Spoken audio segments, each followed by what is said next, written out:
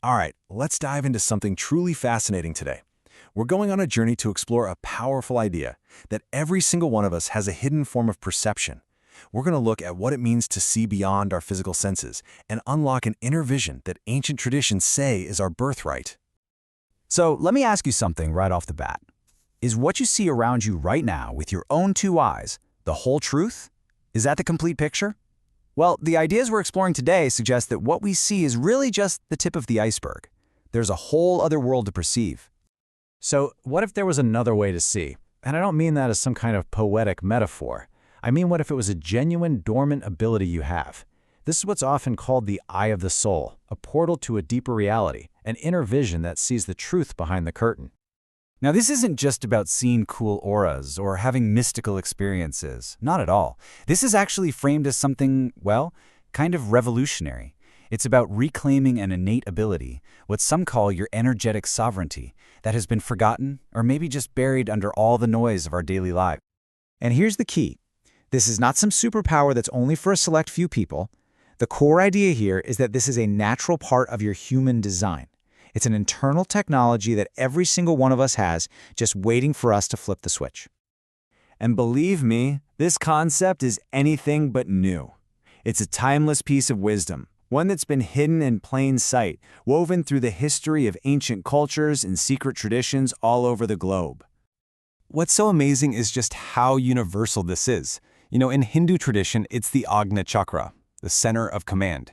In ancient Egypt, you had the famous Eye of Horus, a symbol of protection and higher vision. And in Western esoteric traditions, they called it the eye of the soul. Different names for sure, but they're all pointing to the very same thing. This powerful quote from mystic Christian texts just nails it. It's not talking about having one physical eye, it's talking about a unified perception, getting beyond black and white thinking to see from a single enlightened point of view. When that happens, your whole being is filled with light, or what you could call pure consciousness. So this begs a really interesting question, right? If this ability is so powerful, why would it ever have been called forbidden knowledge? Well, you could argue that as society started valuing external authority more than our own inner wisdom, this direct line to the truth got pushed aside. I mean, think about it. An individual who can see the truth directly is a lot harder to manipulate or control. Okay, so let's bring this down from the clouds and connect the mystical to the material world. How does a spiritual concept like this actually link up with our physical bodies? Well, it points to a very specific, very real location right inside the human brain. I'd like you to meet the pineal gland. It's this tiny, pinecone-shaped gland that's located in the exact geometric center of our brain.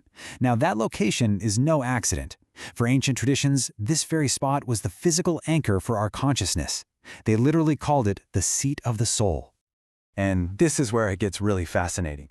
The pineal gland kind of has two faces. Biologically, its job is to secrete melatonin, regulate our sleep, and respond to physical light.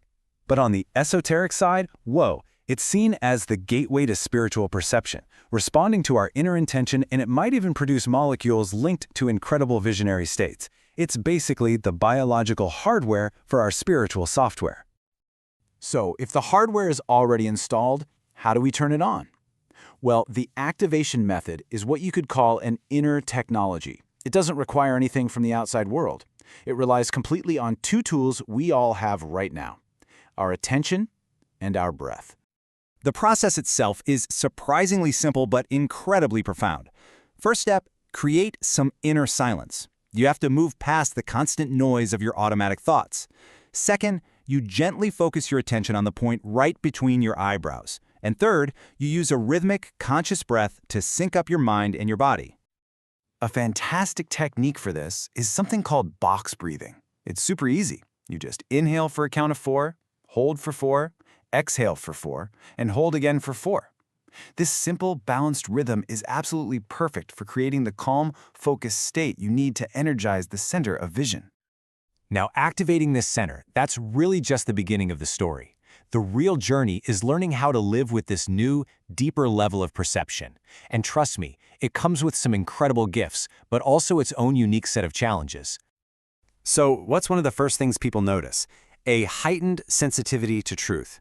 You start to sense the energetic reality behind what people are saying. Their words might say one thing, but you can feel the real emotion, the true intention underneath it all. Your body basically becomes a radar for authenticity.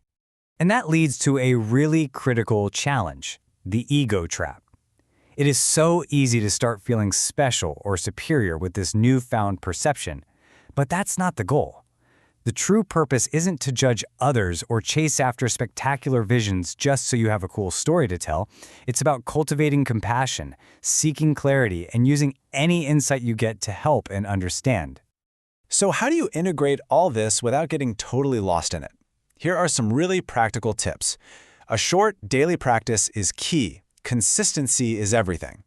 Start being more conscious of the environments you're in. That's vibrational discernment. Journaling can help you make sense of the patterns you perceive. And crucially, anchor this vision in your body. Get grounded through things like yoga or just taking a walk in nature. This brings us to the final and maybe the most important part of this whole explainer. It's the idea that with greater perception comes greater responsibility.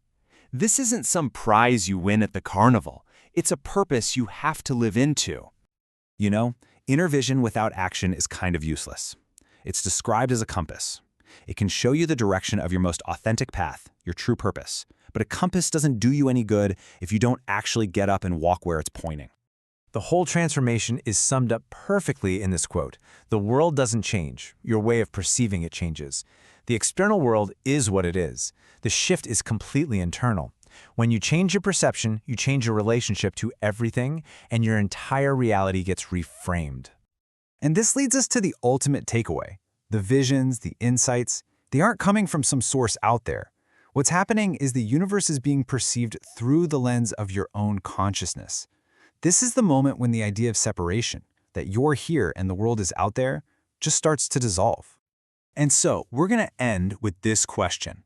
And it's a direct challenge to you. This isn't just some hypothetical exercise. If you could perceive the world with more depth, more clarity, and more truth, what would you actually do? How would your choices, your actions, and your life truly honestly change?